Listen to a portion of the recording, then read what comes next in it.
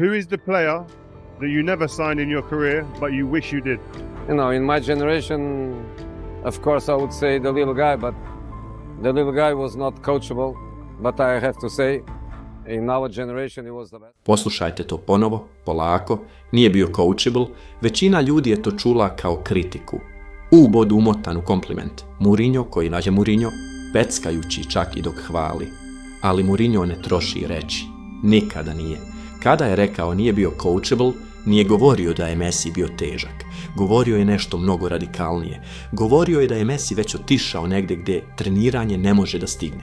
To nije uvreda. To je najveći kompliment koji je jedan fudbalski ikada odao drugom. Evo šta treniranje zapravo radi. Popunjava praznine, gradi strukturu oko efikasnosti, govori igraču gdje da stoji kada da presuje, kako da tajmira trčanje, koje rame da pokaže odbrambenom igraču.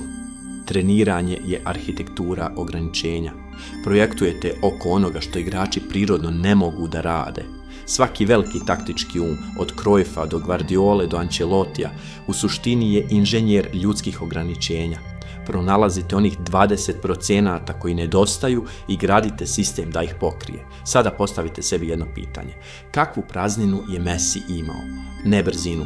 Trčao je 40 metara na Barcelonom probnom treningu sa 13 godina i osoblje sada je zaustavilo štopericu misleći da je oprema pokvarena. Ne viziju. Sa 16 godina provlačio je pasove kroz petočlane defanzivne linije u La Ligi. Ne završnicu, ne dribling, ne okidače za pressing, ne čitanje prostora. Izveštaji skauta o Messiju u svakom uzrastu čitali su se na isti način. Elitan u svakoj merljivoj kategoriji. Treniranje ne nalazi ništa da popravi jer je nacrt već bio kompletan pre nego što je ikoji trener ikada uzeo marker u ruke. Pa šta trener radi sa kompletnim igračem? Skloniš se s puta. Rijkaard je to prvi shvatio. Kada je Messi probio u prvi tim Barcelone 2004. Rijkaard nije gradio sistem za njega. Dao mu je prostor i gledao šta se dešava. Gol iz 2007. protiv Getafea je trajni dokument. 60 metara, 5 igrača savladano. Nijedno treniranje na svetu ne projektuje taj trčeći put. To je bio čisti neuralni instinkt koji pali brže nego što bilo koje taktičko uputstvo može ikada da stigne. Rijkaardova najveća trenerska odluka sa Messijem bila je da ne donese nikakvu odluku, zatim je došao Guardiola i svet je odlučio da je Pep otključao Messija, izgradio lažnu devetku oko njega, projektovao sistem koji ga je učinio nezaustavljivim. 6 trofeja u jednoj godini. Najveći klubski tim koji je sport ikada video. Pepov genije, govorili su, Pepov sistem. Trener je pronašao ključ. Ali evo šta se zapravo dogodilo na tom terenu.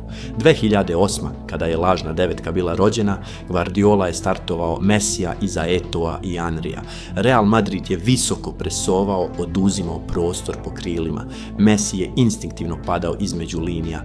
Ne zato što mu je Pep to ubacio u glavu na trening tabli, već zato što je njegov fudbalski mozak obradio dostupan prostor u realnom vremenu i pomerio se tamo pre nego što je ikoji odbrambeni igrač mogao da reaguje.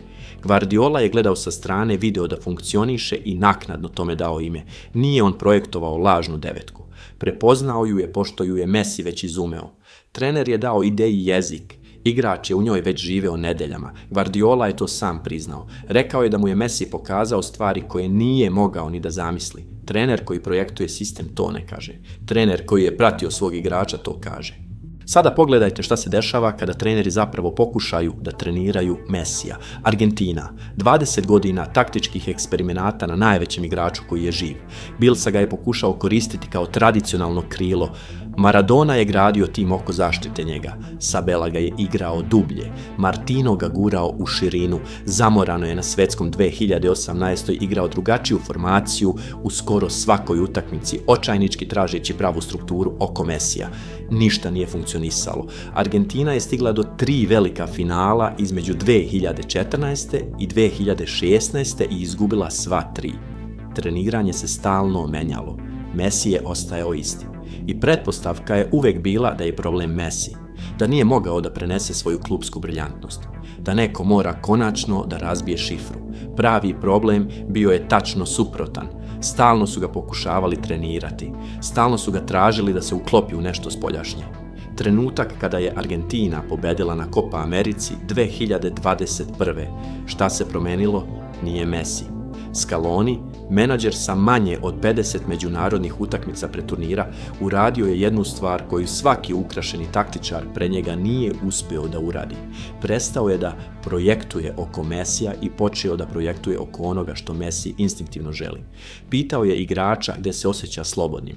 Izgradio je defanzivnu formu da zaštiti Messijeve instinkte, a ne da ih preusmeri. Argentina je osvajala prvi veliki trofej u 28 godina, ne zato što je neko konačno ispravno trenirao Messija, već zato što je neko konačno imao inteligenciju da prestane. PSG godine su forenzički dokaz svega toga. Početino je stigao sa pravim akreditacijama, menadžer koji je transformisao Tottenham, koji je duboko razumeo moderni fudbal sa presovanjem. Imao je Messija, Neymara, Mbappea, najveći napadački trio sastavljen u istoriji fudbala na papiru. Projekat je propao na načine koji i dalje zbunjuju ljude. Messi je izgledao sporo, nepovezano, skoro neprepoznatljivo u parijskom dresu.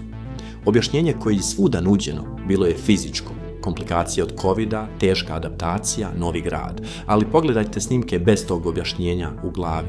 Messi u PSG dresu bio je Messi koji se tražio da se uklopi. Da se uklopi u pressing, da se uklopi u strukturu, da se uklopi pored Mbappeove brzine ravne linije i Neymarove individualnog haosa. Po prvi put u odrasloj karijeri zaista je bio treniran. Dobijao uputstva koja su od njega zahtevala da zauzme specifične zone u specifičnim momentima, bez obzira na to šta je njegov fudbalski mozak čitao u realnom vremenu. I izgledalo je tačno onako kako jeste.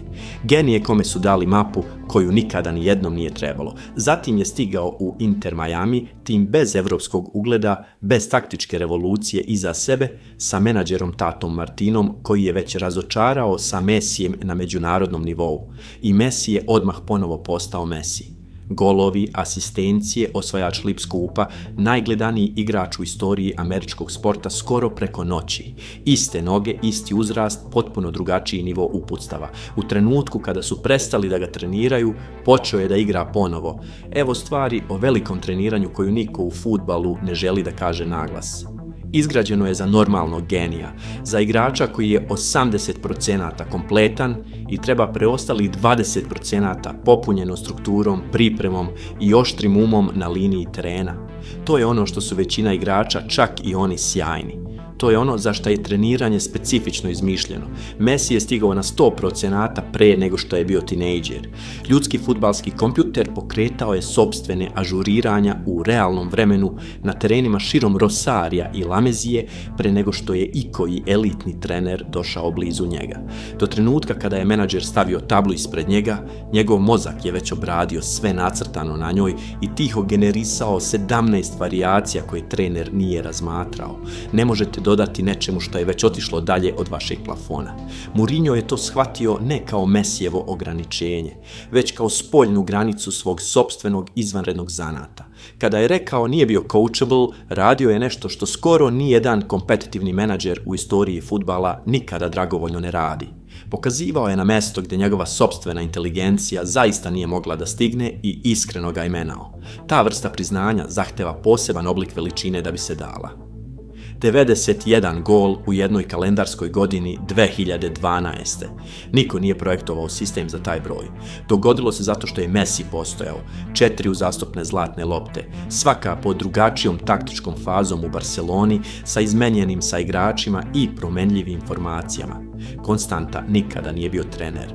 Gol protiv Nigerije na svetskom 2018. Kontrola prvim dodirom u punom sprintu, lopta koja se neugodno odbija od butine u trku, pa udara u ugao pre nego što golman obradi kretanje. Nijedno treniranje ne instalira tu sekvencu. To je ljudski softver koji radi na frekvenciji za koju sport originalno nije bio projektovan da akomodira.